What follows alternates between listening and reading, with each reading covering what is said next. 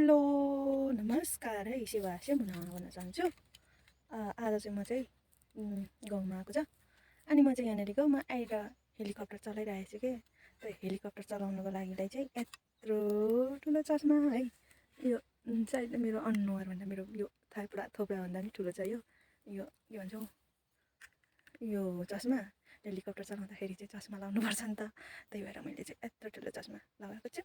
अनि त्यहाँमाथि यहाँनिर बेल्ट छ उडाउनको लागिलाई, हेलिकप्टर उडाउनको लागिलाई बेल्ट पनि त चाहियो नि होइन। बेल्ट नबानिकन त कसरी उडाउने, त्यही भएर म चाहिँ हेलिकप्टर चलाउँदैछु। मेरो हेलिकप्टर लु है, मेरो हेलिकप्टर चाहिँ यो हो पाइलट यहाँनिर फेरि पनि यस्तो छ है, के गर्नु है। युरो टिप्नु आएको यस्तो ठाउँमा टिप्नु परिएको छ भने नि दह्रो युरो टिपाइ हुँदैछ। कस्तो राम्रो फुल फुलेको छ यहाँनिर निलो। म चाहिँ हेलिकप्टर चलाउँदा गएँ अनि त्यहाँदेखिको हेलिकप्टर चलाउँदाखेरि मेरो हातमा पनि चोट लाग्यो।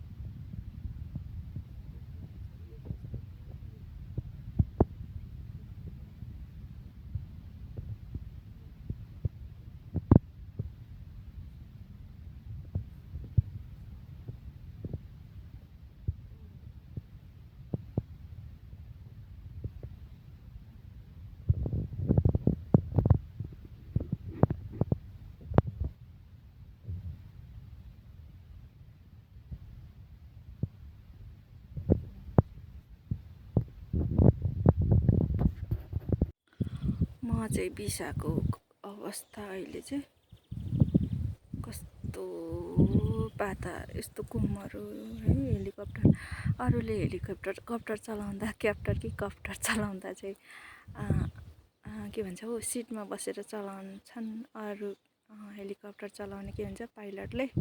म चाहिँ हेलिकप्टरलाई मेरो कुममा मेरो काँधमा राखेर झुन्ड्याएर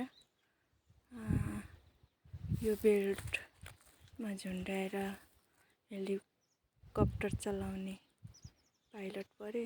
त्यसैले गर्दा मेरो यो के भन्छ हो यो कुम एकदमै दुखेको अवस्था छ अहिले चाहिँ।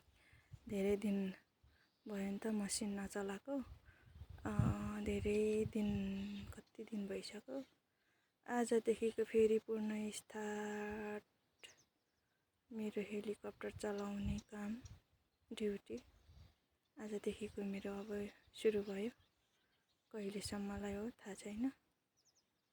सो अब फेरि पनि पुनः म मेरो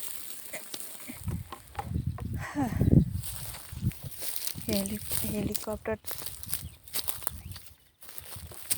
सुचारू के भन्छ फ्लाइट उडाउनेतिर लागेँ। बिसाए पनि धेरै कुम दुखेको छ आज चाहिँ।